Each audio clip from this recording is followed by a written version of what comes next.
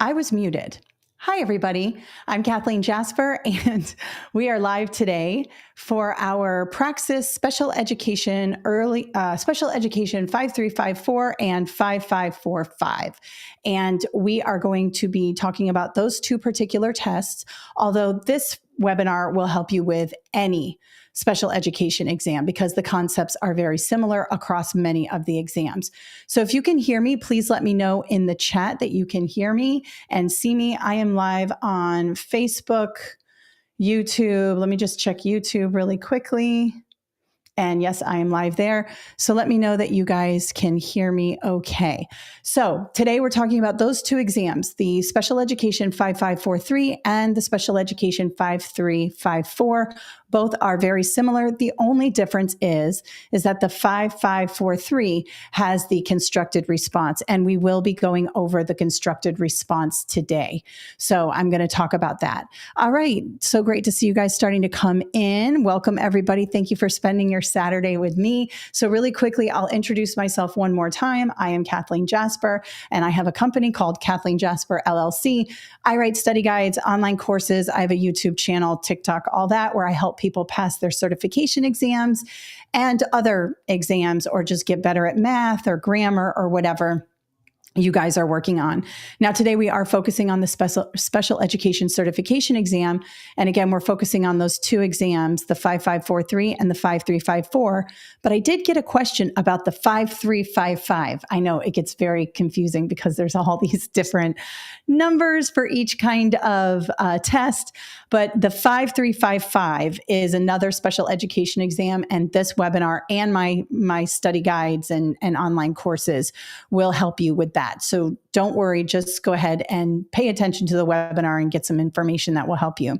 Now, a couple of things. If you signed up for this webinar through our online form on my website, you have the little study guide that comes with it, along with the constructed response that goes with it. If you are watching me live on Facebook or YouTube, and this is the first time you've heard about this webinar, no worries. There is a link in the description where you can click that. It'll take you to a form. You sign up and it'll bump you to a thank you page. And on that thank you page, you can download the free study guide.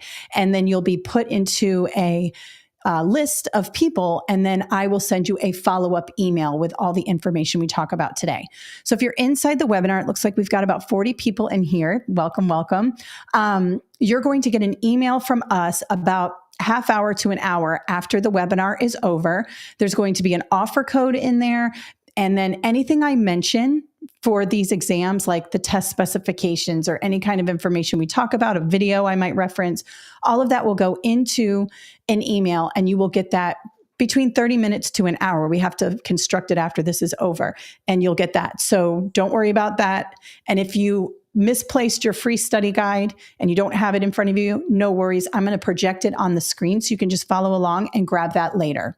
So just like in school when we're teaching, you don't need to worry about the handout. Just pay attention to me. Okay. All right. So I'm really excited to be here today. And if you have any questions, you can go ahead and put them in the chat or in the comments on Facebook and YouTube, and we'll get back to you. I have a colleague in here with me. Her name is Yana, and she will answer any questions you guys have if I'm not on the screen to see you. I'm going to be doing a lot of different things with my screen, and sometimes I don't see every question. So she's going to be in here helping you guys. Now, when you are in this webinar, you will receive an offer code to buy the products at a discounted rate. So I highly recommend you wait to purchase until you get that email with the offer code. If you're already part of the list right now, you have that offer code and you can buy them. Let me just go ahead and show you what we have for this particular exam. We have a lot of products for this. Now, you could totally pass the exam with this free webinar. My YouTube videos, I have a playlist on YouTube for special education, which includes some constructed response practice. But if you want more support and you need a study guide or anything like that, we do have products for that. So let me go ahead and share my screen just so I can show you where to get those products. So if you go to my website, KathleenJasper.com, you can go over to our programs here and you can just click this little menu option here, Praxis Special Education. And when you do, you'll see that we have products for both the 5354 and the 5543. They are exactly the same because they are the same test. I'm going to show you in the test specs in just a second. Now, the study guides are just a normal study guide. It has a lot of information in the beginning of the study guide. I'm going to show you this in a second, and practice tests at the end. If you prefer a physical copy, you just have to click this little Amazon button here, and it will take you to, and you can see we have a lot of 5-star ratings for this book. People have found this book to be very helpful, and it'll take you to the physical copy, and you can grab that if you do not want a digital copy. On our website, we share that we sell the digital copy. It's emailed to you immediately after you purchase. So make sure you type your email in correctly. Sometimes people mistype it and it bounces. We usually see that and we'll try to track you down. But once you buy this, it goes straight to your email. You can download it, save it to your device, use it on your phone, use it on your iPad. You can print out the practice test. I don't recommend printing out the entire study guide if you buy it digitally. If you want a physical copy, then go ahead on over to Amazon. It's cheaper in terms of ink and all that stuff. And it usually comes within 2 days if you have Amazon Prime. So that's really helpful. The other thing we have are the online course. So the online course for the 5543 does include the constructed response, but we also have the online course for the 5354. So again, don't buy both, just buy one. They are very similar exams. So these programs are very similar. So don't think you're going to get a bunch of information, extra information by buying both programs. You just need one. Just buy it for the test you are looking for. Okay. So I'm just going to hop back over to my people here, see if anybody needs anything. So we have people from South Carolina, New Jersey. Really excited you guys are here. I see that Yana is in there. She does have the offer code for you guys if you do want to purchase that. Now, the study guide is very comprehensive, and I'm just going to say a couple things before we get into the actual problems. A lot of people, and I'm guilty of this myself, want to just focus on practice tests, right? You want to do practice tests over and over again and then hope you get similar questions to the things that you worked on in the practice test on the exam. But the reality is there is no way to determine what questions you're going to get on test day. So just doing practice tests over and over again is not very helpful. Now, if you are already a special education teacher who knows a lot about this subject, then reviewing on a practice test and kind of reviewing your answers is enough. But if you're someone who needs to understand these concepts more, please read the actual book before you just jump into practice tests. There's a lot of really good information in there. There's also really good strategies in being a special education teacher, so it'll help you beyond just the test. But I really caution people when they just try to do practice tests over and over again and try to memorize what they think is going to be on the exam. The big testing companies that make these tests have something called item banks. And inside the item banks are hundreds of questions for each content category. And then you get a form of the test with those randomly pulled from it. So there is no way to know exactly what questions you're going to get on test day. So understanding the concepts, thinking critically about them, that way is the most important. That way, no matter how you're asked these questions on the exam, you're able to navigate and get the right answer. The other thing I'm going to show you how to do today is work backwards. This is a really good exam to work backwards. And you will see that when you work backwards, you help yourself with a better chance of passing because you're able to eliminate incorrect answers and zero in on those correct answers. Okay. So we've got people from Colorado in here, Tennessee. Welcome, you guys. Thank you so much. Oh, and we have Melissa from the Philippines. Welcome. So let me show you really quickly the first thing you should do when studying for any Praxis exam. Okay. We're going to hop over to the test specifications and I'm going to show you that right now. Okay, so this is the study companion for the 5543. And then, of course, this is the study companion for the 5354. They are very, very similar. I'm going to go back to the 5543 because it has the constructed response. So you can see that there are 5 major content categories. And then this 6th content category is the constructed response. That's where you're going to have to write some essay questions. And we're going to do an example of one today. So I'm going to show you exactly how to do that. But the reason why these documents are so important is because it lays out exactly what you're supposed to know for the exam. So rather than just go straight to a practice test, do that and hope for the best, I recommend that you really understand the structure of the test. This is very, very important. Now you can see the bulk of the exam comes from planning in the learning environment at 20 questions and instruction at 20 questions. Then we have development and characteristics of learner with 17 questions. We have another 17 questions here for assessment and foundations of professional responsibilities. If you look at this pie chart here, you can see they're pretty evenly spread.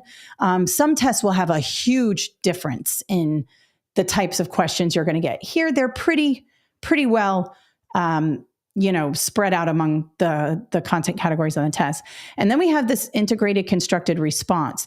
That's 25% of your overall grade. So you need to make sure you practice your writing and really understand all of these content categories here in a critical way, that you can think critically about this, because the constructed response is going to pull from these 5 content categories here. Now, if we go over to the 5543, you can see that there are only 5 content categories and no constructed response. So I do recommend today sticking around for the constructed response because it's going to help you with the multiple choice. When you can think critically about these things, it's going to help you on all levels. And that's what the constructed response is critical thinking. And now we have the 5355. Somebody asked me a question about this. Will this webinar help with that? And yes, it will. You can see that they're named a little bit differently, and there are some differences, but you have effective planning and instruction and the learning environment, you have assessment, you have professional learning and practice, human development. These are all very similar. They just structured the test slightly differently with only 4 content categories. And again, no constructed response on this one. So this is going to help you. If we go through and look at these specifications, they call them content topics now. In the testing world, we call them test specs, and they give you the specifics. Look at all of this information here that you need to know. So you must have a look at these documents. They're very important. You can see that we have discussion questions in here. Here's what they want you to be able to answer in a critical way, thinking, critically and analyzing the information and kind of understanding it on a higher order way of thinking. And this is where we get all that really important information. There are good words, and I have a video about good words on inside these specifications that you will find in the correct answers on the exam. So you don't necessarily have to memorize these particular documents. I don't recommend you try to memorize everything, but it's very important. Right now I'm in the 5543. It's very important that if it's listed here, you understand what it is so that you can be on the lookout for that in the answer choices on the exam. Okay. So that's really helpful. And then in these documents, there's always going to be practice test questions, and you could get one of these practice test questions on the actual exam because the company that makes this document makes the exam. So it makes sense that you would see very similar questions. But the real thing here is the structure of how these are set up. And it's important to kind of understand that. Now, my study guides mirror the structure. I always make sure I kind of do the same type of structure, and I try to have, similar questions and how they're, built and things like that. But again, we have no idea what questions you are going to get on test day. The main thing is that when we structure our study guides, we make sure that every single one of these content topics or test specifications are covered. And I'm going to show you in a minute what that looks like in the book. So I am going to jump in. Sorry, I need to go back here. Sorry. I am going to jump in and get into our practice test questions from the free study guide. Now we're going to go over 5 questions, and then we're going to do the constructed response. I'm going to do my best to stay on time because I know it's Saturday and you guys probably want to relax also. But please, please, please download the study companion that goes with your test. Even if you're not taking the Praxis special ed, you might be taking the Praxis core, or the Praxis teaching reading, or whatever it is. There is always a test spec that governs the exams. You should even do this with your students. If you are a core academic area and you teach a core academic area and your students take a big test at the end of the year, a state exam, you should search for that. You could, 3rd grade ELA, New Jersey. I don't know what test you guys take in New Jersey for 3rd grade English language arts, but do that and the words test specification, and a document will come up that the testing company makes. And then you can really have an understanding of where you need to move your students so they're successful on that test. Some say it's teaching to the exam. I say it's structuring your instruction so that your students are better prepared, because sometimes that state exam determines whether they graduate, whether they move on to 4th grade. So why not prepare them like you're preparing here? So test specs are my number one thing. I think they're even more important than my own study guides. Second is my study guide. The first is the actual document that the testing company makes, okay? Now let's hop over to our free study guide that we have. So let me just go here. Okay, so this is the free study guide you guys got with the webinar sign up, and you can see that we have just a few questions on here. This is an abbreviated study guide. However, we do have, this is the full study guide, and if you notice, I just want to show you really quickly, I have every single content category blocked out: development and characteristics of learners. And if you go to that, you can see that then I have the test specifications coming directly from that document. And then what I do is I turn those into headings and I fill that up with information, everything you need to know about that. And then you could see here, another heading from the test specs, and then a bunch of information here. Another thing I like to do in my study guides, let me go back, is I do practice test questions just for that area. So you can see this is development and characteristics of learners. Then I have 10 practice questions that just focus on that particular content category. And then the same thing all the way throughout. So you can see here, let's go to assessment. All right. So here's the assessment, which has all this information here on all the different types of assessment and special education. And then I have 10 practice test questions just for assessment. So there's little mini quizzes along the way to help you understand how you're doing. And then, of course, what everybody likes is the practice test at the end, a full practice test to help you assess your self-assessment and all of that. Now, I also have something in the study guides called a good words list. I'll talk a lot about good words in the presentation we do today, but these are all words you should be looking for in the correct answer choices. So if you see these words in the correct answer choices, it is most likely the correct answer. I also have a few bad words you should be on the lookout for so that you avoid these in the answer choices. And I'm going to show you this in context as we work through this free study guide here. Now, I forgot to do one thing. I want to make sure that I am, everything is going okay here. Let's just, sorry, give me 1 second. I want to make sure that I'm live and that my screen is being shared and all of that. So we'll make sure, but it looks like I'm good. Okay, so let's go ahead and hop over to my presentation here. So what we're going to do is we are going to just go here. we are going to have a look at number 1. This is from your free study guide here.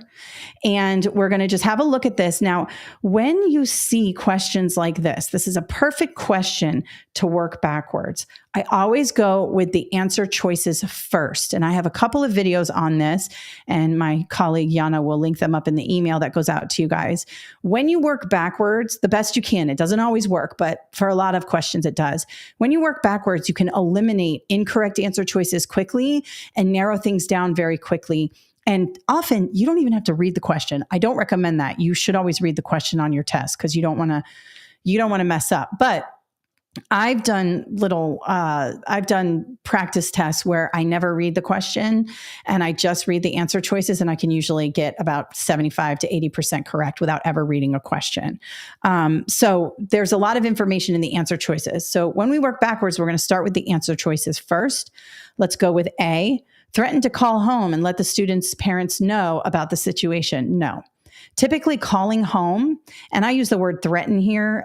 That's obviously a bad word on the exam. Anything that sounds punitive is going to be the wrong answer choice on this exam. However, even if it said, call home and reach out to the parents or whatever, typically that's the wrong answer. Do we do that in special education, general education, in all education? Yes, we do. But on this exam, one of the biggest things is we have to handle situations in our classroom as the professional. I understand reaching out to parents may be appropriate in certain situations, but this test is assessing your ability to know what to do to help motivate students, to help them behave properly, to manage your classroom, and calling home is not part of that. So typically, this is not a correct answer. B, ignore the behavior, continue with the reading, and praise students who exhibit appropriate actions. Well, in special education, ignoring behavior is sometimes a really good answer, because what we're doing here is we are employing positive behavior interventions and supports, meaning we are focusing more on the appropriate actions. This is called planned ignoring.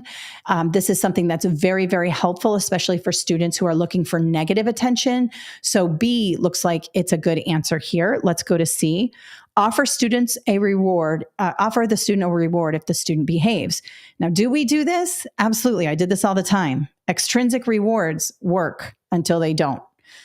But on this exam, rewards, typically extrinsic rewards are not the correct answer. Now, again, I once bribed an entire biology class to pass their EOC by offering them chicken sandwiches. I had like some of the highest scores in the school because I bribed them with Chick-fil-A chicken sandwiches. It does work, okay? It also worked because we worked really hard, but they were motivated by chicken sandwiches they could have bought themselves because they were high school kids. They were 16, 17 years old. They could have bought the chicken sandwich themselves, but I guess my incentive for that worked, and they were motivated to really study for the exam. But typically, extrinsic rewards are not sustainable, and they wear off. Eventually, that little reward wears off. We want to teach students to be motivated intrinsically. Of course, this is in a perfect world. This is a standardized exam. We use Jolly Ranchers, bubble gum, pencils, homework passes, all that stuff I am totally a proponent for. But on this exam, it's a no-go. So C is out. D, send the student to timeout until the student exhibits the appropriate behavior. D is also incorrect. Do we use timeouts in school? Yes, we do. But again, on this test, we're talking about students who have special needs. We're going to have to figure out how to intervene with this behavior without being punitive. And I know people who don't understand education are like, that doesn't make sense. It actually does. When we do this type of thing here, when we focus on the positive and we ignore the negative, especially if these are small behaviors, and you praise the kids, hey, thank you so much for coming and sitting down. You're listening. Thank you. Oh, Susie, thank you. Wow, I love how attentive you're being. And you kind of praise, the other students will start to go, oh, I want that praise too. And it works even with teenagers. I was a high school teacher.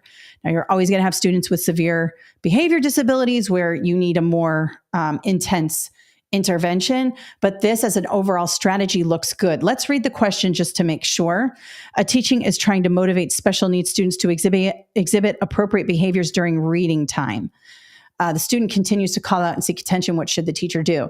When the student's calling out and seeking attention and you go, hey, stop that. Hey, don't call out. Hey, you're being bad. You're giving the student the attention the student is seeking. They're getting a positive reinforcement for a negative behavior.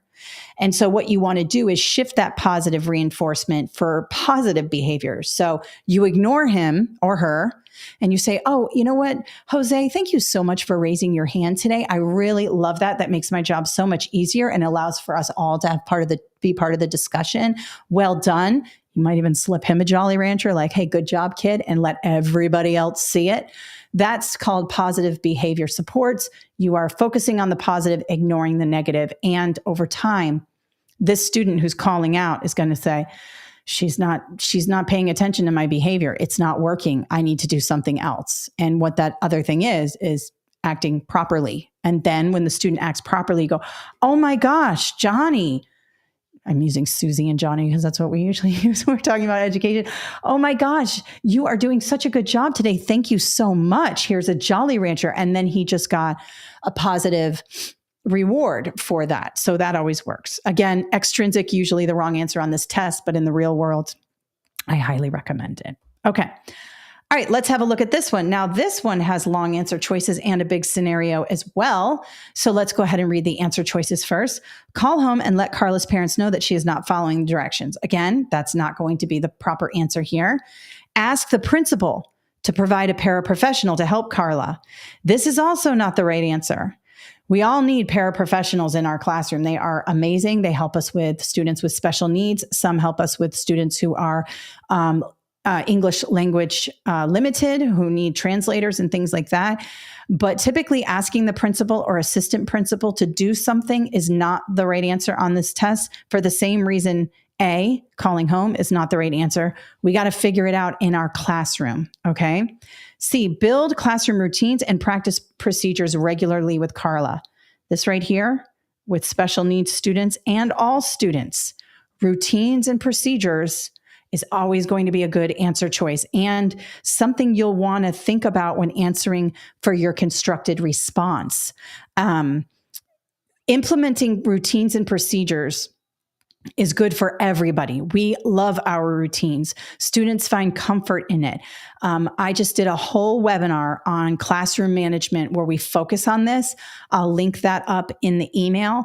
It's another webinar where I do just classroom management, and the whole thing is about routines and procedures. And when you have these in place and they have been practiced and practiced and practiced, and they become second nature to the students, things really shift in the classroom. You will see how behavior becomes like a secondary thing. Now, again, some of you are special education teachers with severe emotional and behavior disorders in your classroom. So your challenges are going to be much more magnified than maybe someone who doesn't have those challenges in the classroom. But for every student, especially special education students, routines and procedures are great. When we switch things up too much and things are chaotic, kids don't know how to act. And that goes for adults too. When I'm giving professional development, if I don't have a set agenda or a set thing that people can look at and say, this is what we're expected to do, it can get very chaotic even with adults. So routines and procedures is always going to be the top of my list. So this looks like C is the correct answer. D, pair Carla with a student who understands the classroom routines and procedures. No. Typically, pairing another student with a student who maybe is a higher level or something is not always the right answer. Sometimes in cooperative learning, it's a good call. But if you're trying to intervene for behavior or for learning, pairing the student with another student is usually not the right answer because you're relying on the other student to do the job you're supposed to do as the teacher, which is the intervention.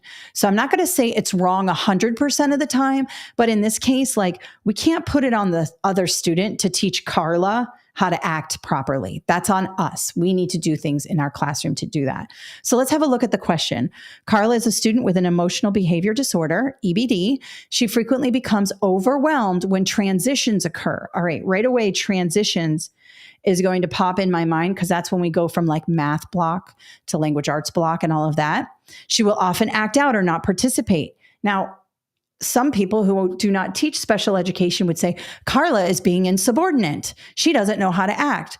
Well, actually, Carla has an emotional behavior disorder. And so when things get switched up, she becomes overwhelmed and completely freaked out. So what can we do to help Carla feel more comfortable? Well, we really build in those routines so the transitions become second nature. They become part of Carla's routine, so they're not as scary, not as overwhelming, which will de-escalate her behavior and her feeling emotionally overwhelmed. So C is going to be the best answer there. All right, let's have a look at number 3. So again, working backwards, continuing interventions throughout the entire school year. Okay. Maintaining detailed records of student success. All right. I like both of these. Can't really eliminate. Holding students accountable for their learning. Okay. I like that too. That's important. Maintaining an inclusive and least restrictive environment. Okay. This is where I get a lot of questions from people who say, I took the exam and all of the answer choices looked good. All of the answer choices could be correct. Okay.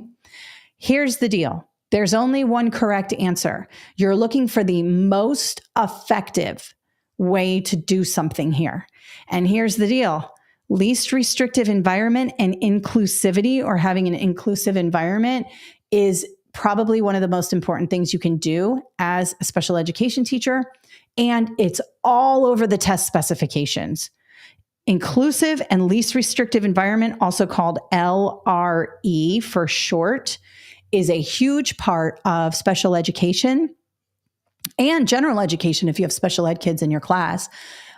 These are buzzwords that you need to be looking for in the answer choices. If you see LRE, least restrictive environment, in an answer choice, I'm going to tell you to slow down, and that's probably the correct answer, okay? But A, B, and C all sound good, right? Let's read the question. Which of the following should be the teacher's goal? So you'll see teacher's goal, or the most effective practice, or the most important thing. All of these things are good. A, B, C are good, but what should the goal be? What is the most effective thing? What is the pinnacle? When administering interventions and accommodations with students with special needs, it's right here, D. It's got all the good words in it and the good actions. You can still do A, you can still do B, and you can still do C. Very important. But D is the level at which we want to be. Okay? All right, let's have a look at number 4. So we've got cognitive disabilities, effects of consequences, causes of behavior, and skills deficit. Let's have a look here. A teacher is administering a functional behavior assessment to a student who is having outbursts in class. Which of the following is the teacher trying to determine by using a functional behavior assessment? All right, here's something about functional behavior assessment. Functional behavior assessment is not about cognitive abilities or even skills, academic skills, okay? The functional behavior assessments are about the skills you need out in the world to function in society. All right. So if you're doing a functional behavior assessment, you're going to want to cross off anything that has to do with cognitive or academic or anything like that. And of course, the effects of consequences wouldn't be this, because we're trying to determine which is the best assessment to use. Well, here we want to make sure we understand the causes of the behavior. So for example, let's say that, and I'm just making this up, and I am not a special ed teacher. I do know a lot about it, but those of you who are on here who are special ed teachers, you might think this is the dumbest example, but I'm just going to use it for the presentation's sake. Let's say when we are walking I got a better one. Let's say we're on the playground, and every single time we line up to get off the playground, you have a student who comes up and knocks the kid upside the head who's in front of him. Okay. And he does it to 2 or 3 people every single time. It's like clockwork. You go to the playground and that kid's doing the same thing. Well, rather than sit there and yell at the kid every day, they say, hey, stop it. Don't do that. Hey, knock it off. That's not nice. That it's just exhausting. What we want to do is say, okay, he's doing this every time we line up. What can I do? So the causes of the behavior is he's out on the playground. He comes in last. He's seeing everybody lined up. He's triggered to act out, be cool in front of his friends, right? So what am I going to do? Well, now that I know that this happens on the playground after we get picked up or when I pick them up, here's what I'm going to do. I'm going to take this student. I'm going to line him up first before I call the kids. So when I go out to the playground, I'm going to say, hey, Jack, come on over here. You line up first. I want you to be the line leader. You don't tell him he's in trouble. You don't tell him that he's got an issue. You just say, I want you to be the line leader and I want to talk to you. I want to know how your day's going. And he lines up and you say, how you doing today? What's going on? What new things are you learning? Blah, blah, blah. Just, you're not there to say, you're lining up with me because you don't know how to act. You just say, hey, I just want to talk to you for a minute. What's going on? Then the kid feels special. Then he wants to line up first. Okay. Now he's at the front of the line. He can't walk back up and punch him in the head or whatever he's doing before. Then you say, oh, I'm so glad I got a chance to talk to you. You know what? I'm going to do this every day with you. I want you to be the line leader for the next few weeks. I want us to talk at recess. Okay. Okay. Whatever. And then you call the rest of the kids up. Now he's in the front of the line. And for him to like act up the way he was, it's now out of his reach or whatever it is. So that's one way to do it. That's a functional behavior assessment. Did I do a formal situation where the kid wrote out a standardized assessment? No, I observed. I used formative assessment. I observed. I figured out what was going on, and I implemented an intervention that I thought would work. Another thing that works is asking students for help. Hey, Jack, come here real quick off the playground for a second. I need your help. Not, hey, get over here, you're in trouble. It's like, hey, Jack, I need your help for a second. 9 times out of 10, they will drop everything and come and help you. Kids want to help the teacher. And so maybe you make up some job for him to do when kids are like, hey, you know what, while I'm getting everybody lined up, why don't you, collect the cups or something. I don't know, whatever it is, find a job, keep that kid busy so that he now is distracted from that behavior he was exhibiting before. All right. Sounds like a lot of work, but I know a lot of you do this every day and you can like assess, oh, this is going to be a problem. This kid's lining up. He's going to act a fool. I got to intervene before that happens.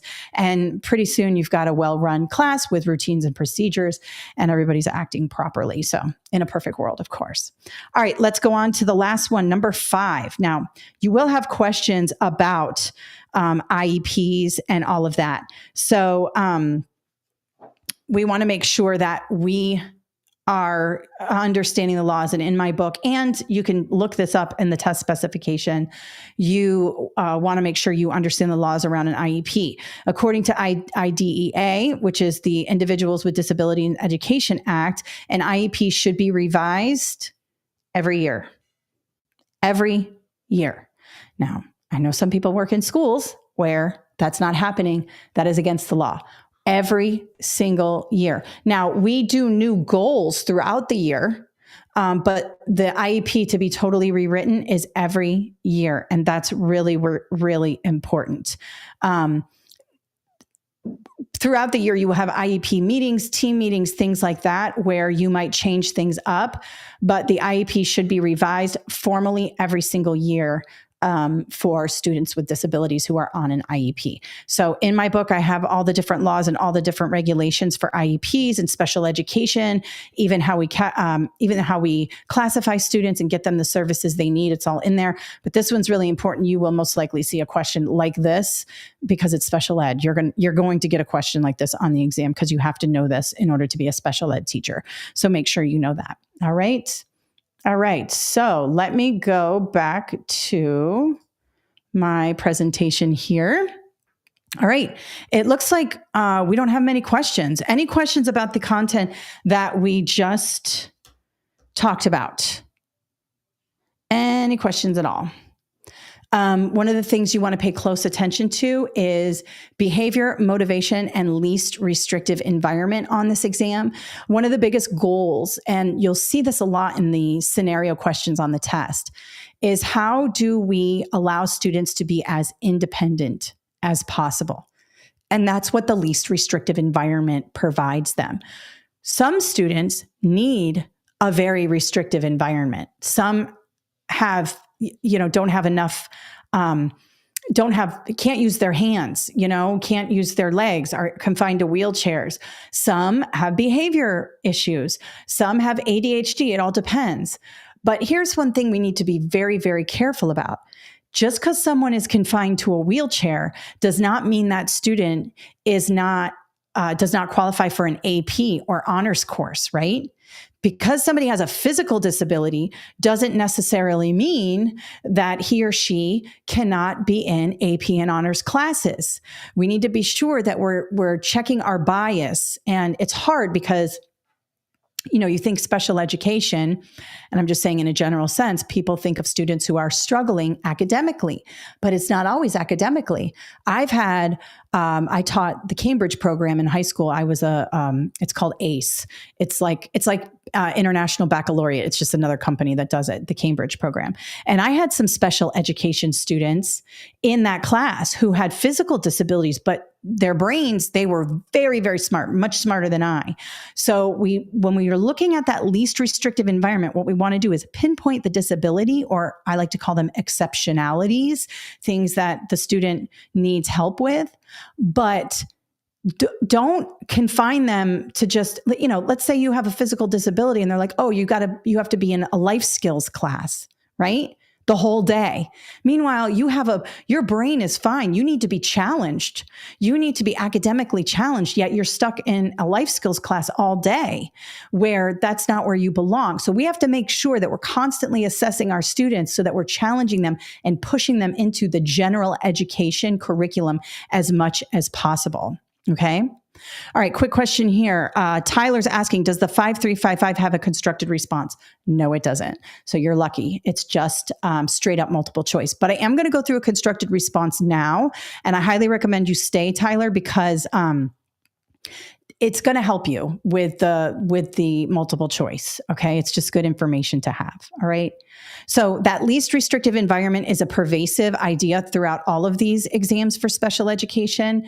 Again, I'll give you another example. Let's say there are students who need life skills classes most of the day. Those are going to be your students who are in, classes where they're not doing a lot of super challenging academic stuff like an honors math class, but they're working on more functional skills like how to live in society, how to have a job, how to go to the store, things like that. My husband taught culinary. He was also an ESC. They call it ESC in Florida, Exceptional Student Education. He also taught ESE. And so he really understood that the students in the life skills class, they need to be out in the general education doing all the things that the other kids are doing.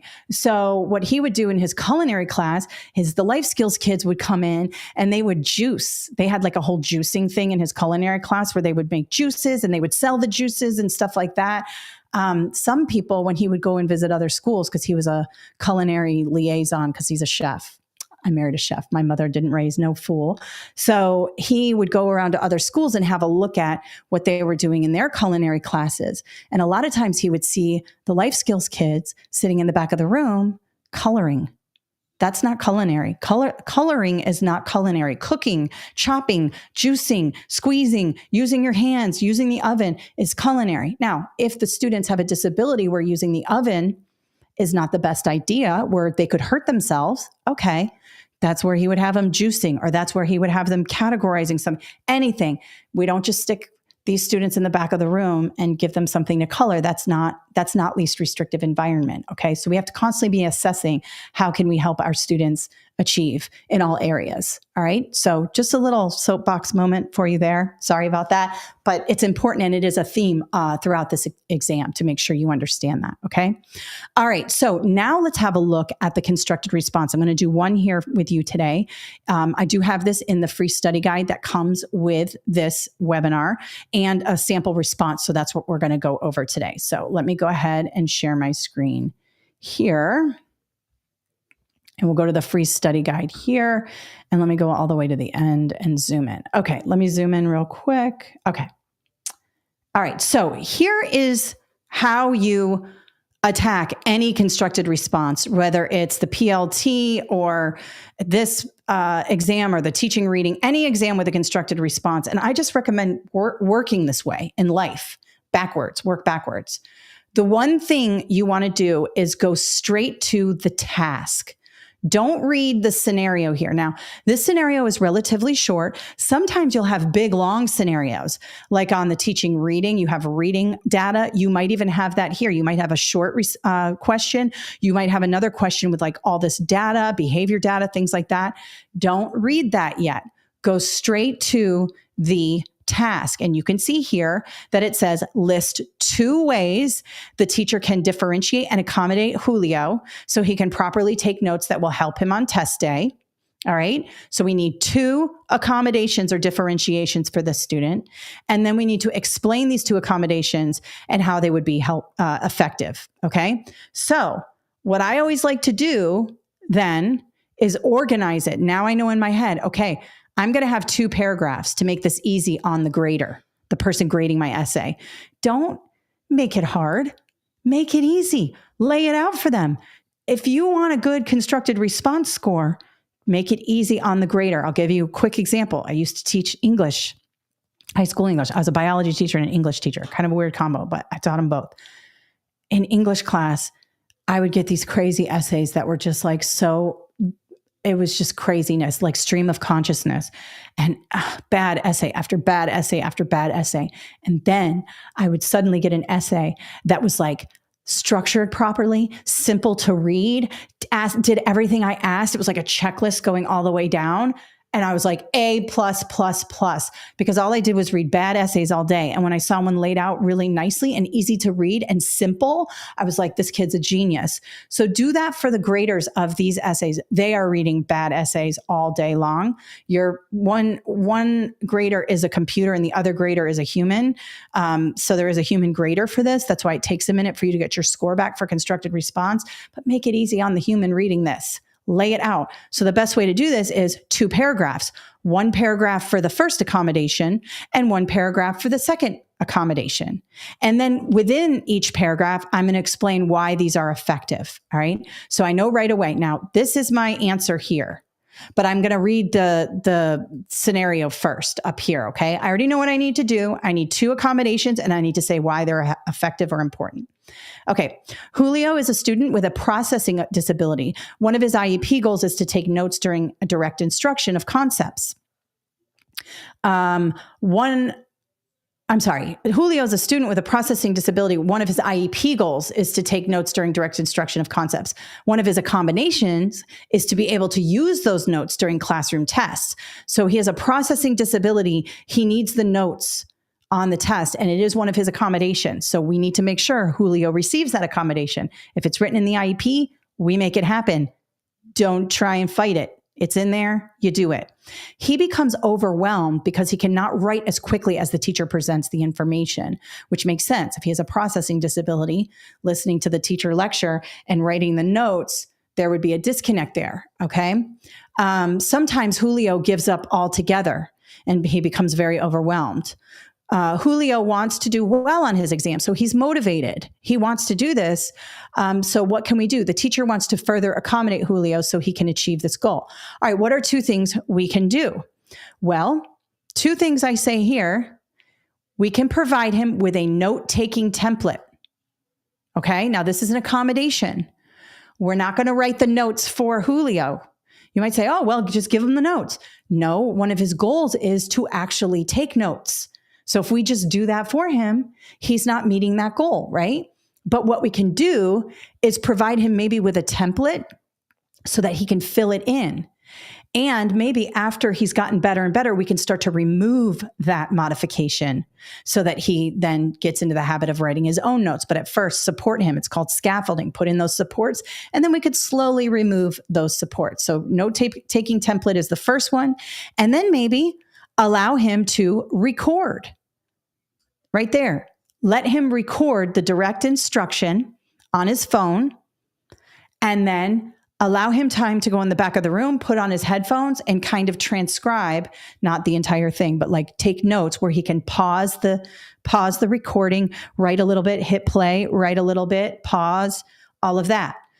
Those are the two things I would come up with. All right. So, and then I'm going to explain why it's important. So let's take a look at number one. Let me zoom in. All right.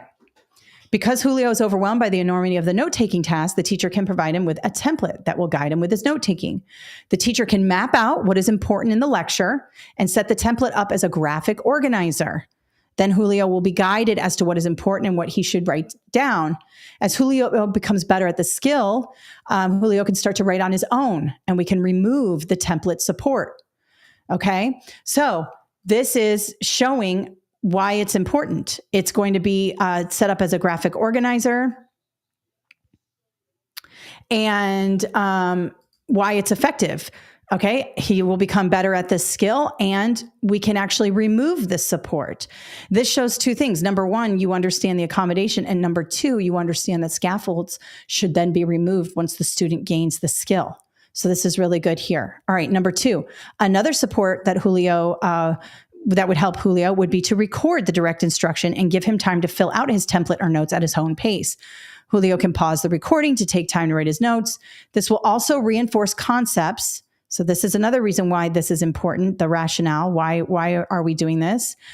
It'll also reinforce, if he has a processing disorder or a processing exceptionality, then listening to it again is going to reinforce those skills and help him. This will help him listen to the lecture multiple times. Once in class and later on his own, he can pause and replay the recording when necessary. So both of these accommodations are going to work for Julio. Now, are these 8-page responses to this? No, it's just 2 paragraphs. 2 paragraphs here where I talk about the differentiation or the accommodation or the scaffold or whatever you want to call it, and then explain why they'll be effective. In this case, it's going to help him organize his thoughts. And as he becomes better, we can remove the scaffold. In this case, he's going to get the lecture more than once, and he can pause and slow down to meet his exceptionality so that he can then do this task. Did we do this task for Julio? No, we did not. We made it so we accommodated, we provided scaffolding, we provided support so that he could meet his IEP goals. And so that is how we would do that. All right, let me go ahead and stop sharing there. Okay. Good morning from Miami. Tamara, I'm in the master's program and I'm required to take the core exam before I can do these tests. Okay, Tamara, I have Praxis core webinars. I have a whole YouTube channel with it, and I have online courses and a digital study guide. So if you just go to my website and look under Praxis Core, I have blogs. That is a very common exam for most teachers in the country. So I have so many resources for that. I'm going to show you my YouTube channel in a minute, but don't worry, we have so many paid and free resources for that exam. How much time is given to the constructed response? Okay, let's have a look. Very good question. This is Magna. Let's go to really quickly. Let's go to the 5543. Okay. In every single test, you'll be able to see here how much time is given. Now, on this exam, the constructed response is not separate. Some exams, they'll have you finish your multiple choice, they call it selected response first, and then you'll submit that, and then you go to the constructed response, okay? On this test, it's not done that way. You have 2 hours and it's all done in one thing. So you have 90 selected response and 3 integrated constructed responses. So ideally, if you could gain some time here, you could use some of that time for your constructed response questions. So it just depends on how quickly you get through the selected response. You have 2 hours, okay? So that's 120 minutes. If you use a minute per question, you're looking at 30 minutes, 10 minutes for each constructed response here. But you might answer some of these questions using the backwards method I showed you in 15 seconds or 10 seconds. So any little bit that you gain, you can then use on your constructed response. One of the things I will say is to keep your constructed response simple. Notice that I just did 2 things there. I made it 2 different paragraphs. There's no long intro. There's no long conclusion. Just answer the question, get in, get out, go to the next one, because you have 3. Okay. Do the questions vary on the exam, or is there a chance that the questions that are in the guide will appear on the exam? Okay, I went over this at the beginning of the webinar, and I'll go ahead and address it here because it is important. I get this question all the time. There is no way to know what questions you're going to get on test day. There are hundreds of questions in the item banks that the testing companies have to make these exams.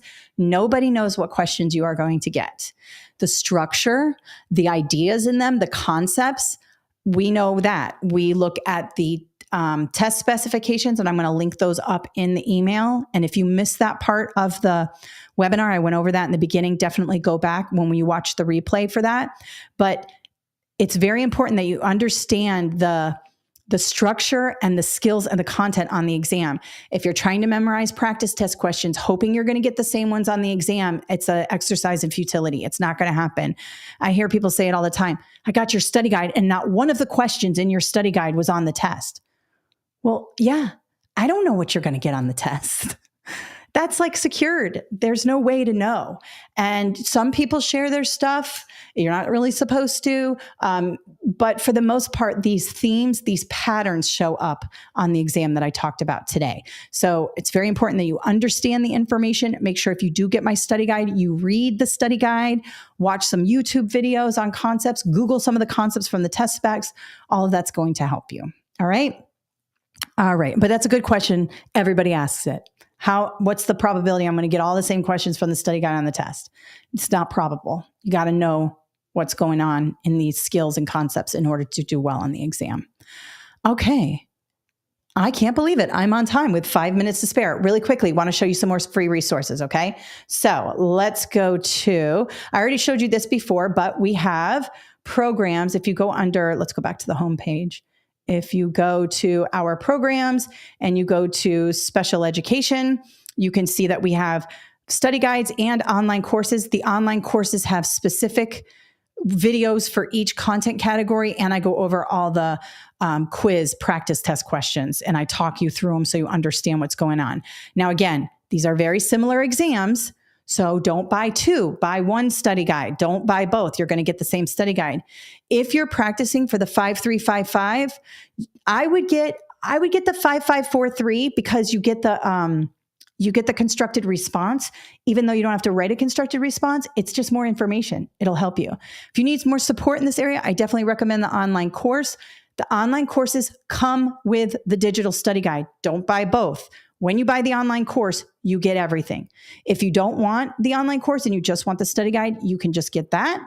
And then again, if you want a physical copy, just click this Amazon button and it'll take you to the physical copy. We can't provide discounts on Amazon though. We can only discount on our website. So with the discount that you're getting for doing this webinar with me, that goes for anything we sell on the website. Unfortunately, we can't do it on Amazon. I have to change the prices of all the books in order to do a discount. It's crazy. We can't discount easily on Amazon, so we just don't. But some people really want the physical book. Now, another thing you might want to think about is that we have Black Friday coming up. That is going to be November. Let me stop sharing here. November 24th. Shoot. It's the 24th to the 26th, I think. Let me just check really quick. Let me get my calendar. I've literally been immersed in it, and I know, let's see here. It is the 24th through the 26th, Black Friday. Everything is going to be 50% off. So if you do not have to take the test until then you may want to wait. If you need it now, you can get the 20% off coupon for attending this webinar. So remember, Black Friday is coming. And I even have an early bird Black Friday sign up that'll start on November 9th. So if you sign up to get text messages from us, you can get early bird stuff. Now, beyond that, let's talk about my YouTube channel. So the YouTube channel has a ton for everything you need. Now, somebody did just ask me about Praxis Core. If you go into my playlists and you find Praxis Core, I have so many playlists. Here's Praxis Core Math, but I do have Praxis core, like, oh, here it is.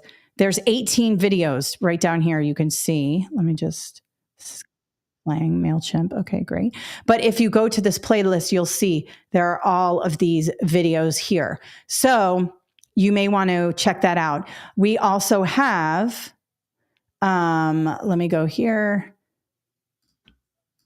We have tons of programs, and the Praxis Core is one of our top programs because everybody needs that.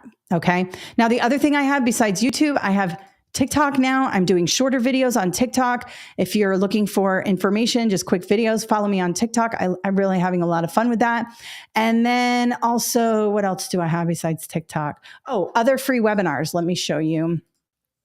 If you go to this tab here, free webinars, you'll be able to see all the free webinars we have coming up. Obviously, special education is our webinar happening right now, but I also have teaching reading and ESOL coming up in November and December. And then we just keep going. We do more and more. I'm coming up with a 5206 book. I already have the 5205, but I'm doing a 5206 book. So I'll be referencing that in this webinar. But yeah, we have lots of webinars, early childhood. Those of you wanting to be administrators, we have the, where is it? 6990. Also, this free Start Your School Year Off with Success. This is all about classroom management. I'll link that up in the email you're going to get after this webinar is over, because you're going to want that if you're a new teacher. And then, of course, one last thing that I have, I'm going to show you this really quick. If you're a new teacher and you're struggling, I got a couple of emails this week about it. First year teachers who started off not so great. We're getting to the end of the first semester. I do have a book called Teach, a Survival Guide for New Educators. It's free on Kindle Unlimited. You can also get it on regular Kindle or in paperback.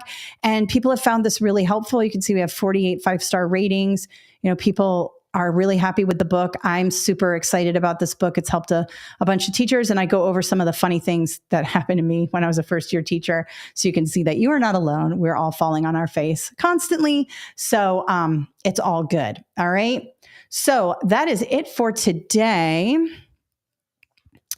If you buy before the 24th, is there a discount? Yes, there is. It's 20% off. So use the offer code. I believe Yana posted it up at the top. You will also get it in an email, and it's in the email that came with this webinar. So there's an offer code that you can use to get 20% off today, because I know a lot of you need the book now. You can't wait for Black Friday.